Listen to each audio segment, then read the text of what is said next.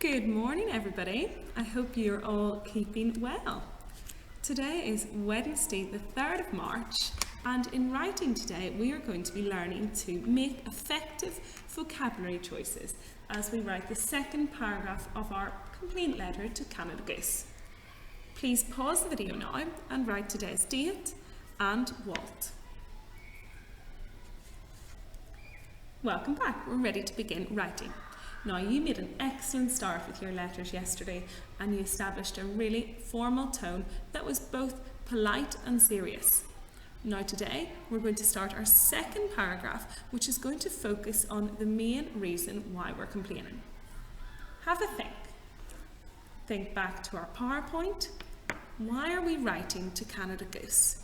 What are we not happy about? Absolutely, we're not happy about the unethical way in which they treat the coyotes or the geese. So the practices they engage in are really inhumane, which means cruel, because they trap animals in an unethical way.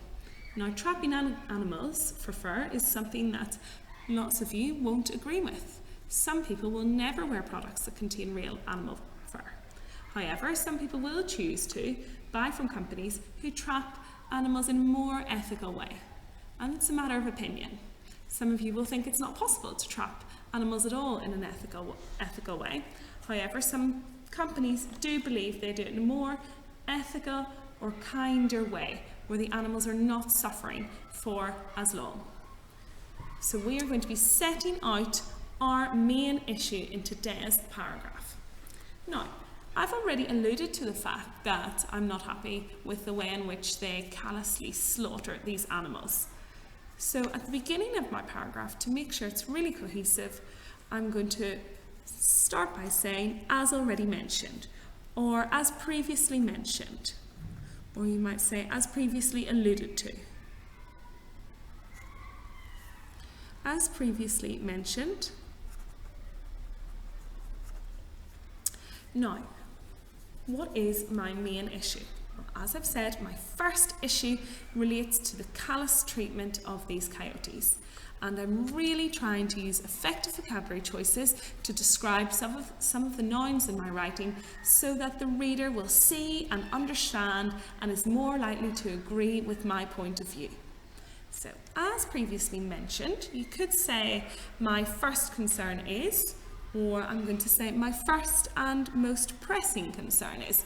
Pressing means serious. Or you might start by saying the first issue I would like to draw your attention to is. My first and most pressing concern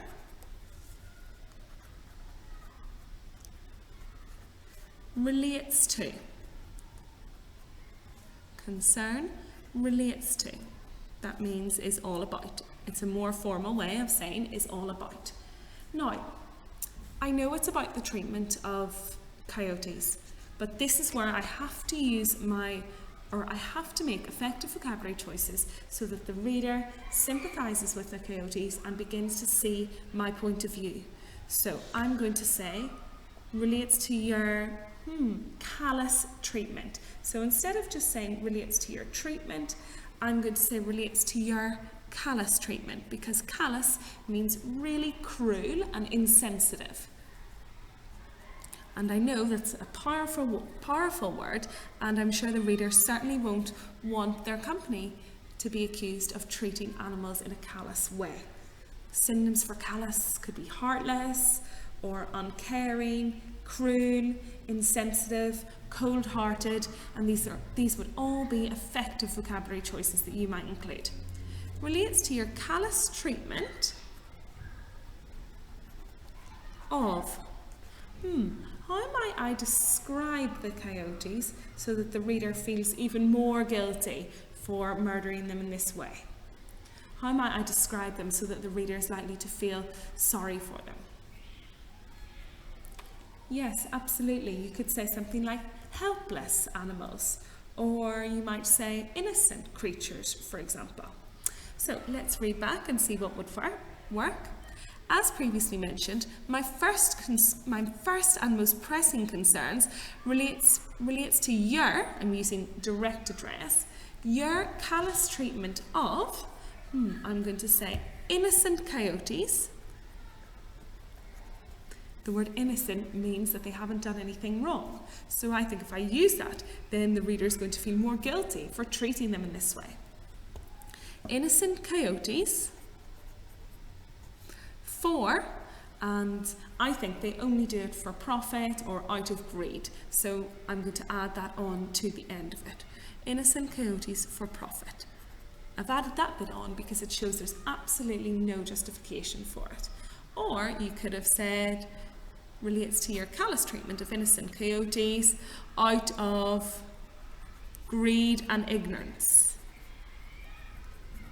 Perhaps you think that that's another way of saying they're just doing it for money, and ignorance implies that they haven't even bothered to find out what these coyotes are going through.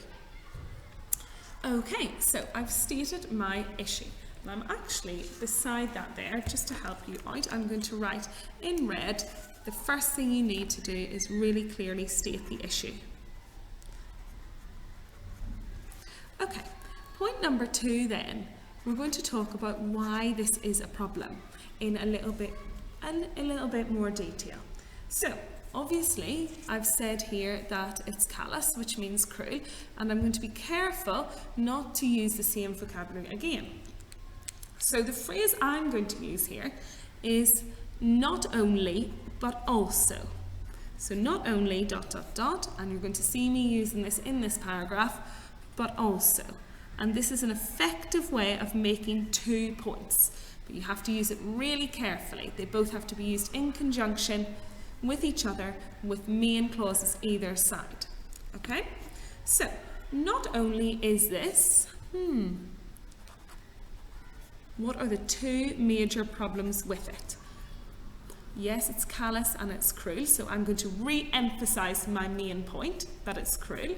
So not only is this, I'm going to use an adverbial here, incredibly,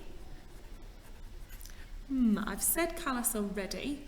What other word could I use to describe this act? Yes, inhumane or brutal perhaps. Not only is this an incredibly brutal, not only is this incredibly brutal, and what I'm going to do here actually, I'm going to include some parentheses. I know that when I'm writing formally, I should really try and use dashes if I'm using parentheses to emphasize a point if I can. So not only is this incredibly brutal, brutal means really violent and savage, or really unpleasant. Let's put in dashes, why is it incredibly brutal? And including this information will hopefully evoke the reader's emotions. Perhaps they'll start to imagine just what the coyotes are going through. So inside the dash, I'm going to write, these animals are often these helpless creatures, being careful not to use innocent again, these helpless creatures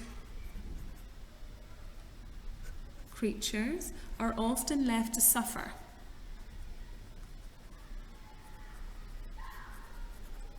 Left to suffer for days on end, because we know that is one of the things about the traps they use. They don't kill them immediately, so often the coyotes are left there suffering. These helpless creatures are often left to suffer for days on end. And don't forget, if you do use this parenthesis, you must include a second dash. There it is. And I have to make sure the sentence outside the dash makes sense. So not only is this incredibly brutal, I've written my little bit after not only, and now I'm on to but also. But also, so I've said it's brutal or callous. I've emphasized that main point. Now I don't need to say that again because I've already made that clear. So I now need to think of a separate point, and I know that some retailers use fake fur.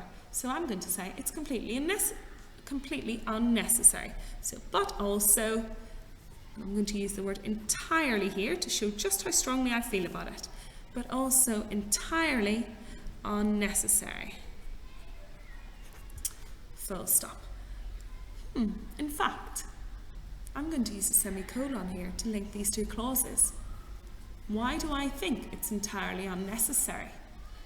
If I just say that without justifying it, then the reader might not think it is unnecessarily. They might think there is no other option. So it's entirely unnecessary, in my opinion, because lots of their competitors have actually started using faux fur, that means fake fur, in their products, and they've been just as successful. So I'm going to say many of your competitors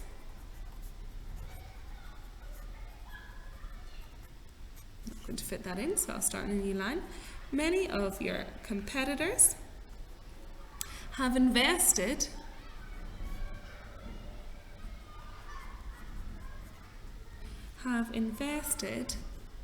in faux fur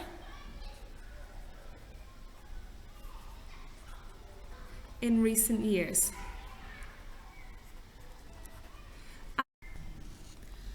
And enjoyed just as much success. Just as much success. That means they've still done really well, despite the fact they were using fake fur. And that hopefully will encourage Canada Goose to use fake fur and not treat coyotes in this way. Now let's read back what we've written so far before we move on to the consequences of their actions. As previously mentioned, my first and most pressing concern relates to your callous treatment of innocent coyotes for profit, or you could have said out of greed and ignorance. Not only is this incredibly brutal, these helpless creatures are often left to suffer for days on end, but also entirely unnecessary. Many of your competitors have invested in faux fur in recent years, I can see I've forgotten the word years, and enjoyed just as much success. So we've made it really clear about what the problem is and why it's a problem. Finally, let's talk about what the consequences of their actions are. Now, it might be tempting in this part of your letter to start telling them lots of other things they can do. And you'll see here that I've mentioned briefly that they could invest in faux fur. However, the actions we want them to take, we will include right at the end of the lesson, or the letter, sorry. This paragraph today is mainly focused on letting them know how much of a huge problem we think this is. Now, what are the consequences of their actions? So at this point, you might say, as a direct result of your actions. As a direct result of your actions. Using that direct address is going to make them feel really responsible. Sorry, can't quite see that. As a direct result of your actions, or you might start by saying, if you continue to engage, that means take part in, if you continue to engage in this unethical practice, let's say, if you continue to engage in this unethical practice, what could happen? Well, we don't know for sure, but we're going to have to think of some plausible consequences. If people find out the way in which they are killing these coyotes and making them suffer, then their profits could certainly dwindle, and so too their sales. Well, if their sales dwindle, their profits will. The reputation of their company might be put at stake. The coyote industry will continue to decline, and we risk these. If you're somebody who thinks that they shouldn't use fur altogether, then you might touch on the fact that, or they shouldn't use real fur, you might touch on the fact that you will cause a coyote industry to decline, and these animals might be at risk of extinction. So you have to decide what outcome in the end you will want from them and link that back to your consequence. So I think that I would like them by the end of this to really not use coyote fur at all, to not use real fur at all. So I'm going to say, as a direct result of your actions, the population of coyotes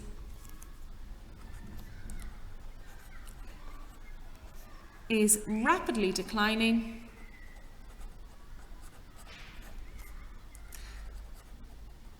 and these precious creatures, and I think actually beautiful creatures is probably more appropriate than precious, and these beautiful creatures, or you might say these beautiful bears,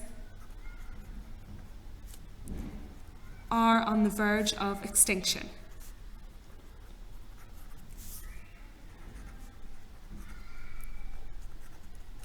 And again, I've ensured to describe these animals in a really positive way so that they understand the impact they're having on coyotes.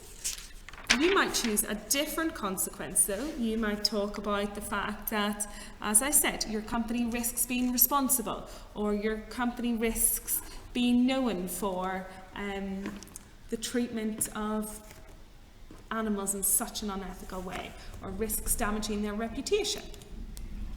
Right, let's read back then and highlight some of our effective vocabulary choices. As previously mentioned, my first and most pressing concern, most pressing tells you it is serious, so that is definitely an effective choice at the beginning, relates to your callous treatment of innocent coyotes for profit. Not only is this incredibly brutal, really thinking about the strength of my vocabulary to get the point across. Not only is this incredibly brutal, these helpless creatures are often left to suffer for days on end, but also entirely unnecessary. Okay, spot what's the effective language choices in those sentences. Tell me. Excellent. Helpless creatures. Suffer for days is also really effective because you haven't just said, oh, they're left lying there. You're actually making it really clear just how long. Entirely unnecessary, absolutely, shows such strength of opinion. Many of your competitors have invested in faux fur in recent years and enjoyed just as much success. And finally, what is the consequence? As a direct result of your actions, direct address to the reader so that they feel responsible. The population of coyotes is rapidly declining. Rapidly just conveys just how quickly it's happening. And beautiful bears, and these beautiful bears are on the verge of extinction. Verge of extinction is also beautiful bears, is effective, as is verge of extinction. Okay, now, as I said to you, you might think of another consequence. You might think a consequence will be that the reputation of the company is at stake, or something similar. Okay, so a nice succinct paragraph. I'm really going to be looking out today for really effective vocabulary choices and also adverbials to make sure your ideas link together too. You can see I've got a couple, as previously mentioned, not only but also, and as a direct result of. Please read back your work to check it makes sense. And I'm really looking forward to seeing all of your outstanding pieces on Seesaw later today. Have a great rest of the day, Year 6, and a wonderful Wednesday evening. See you later. Bye.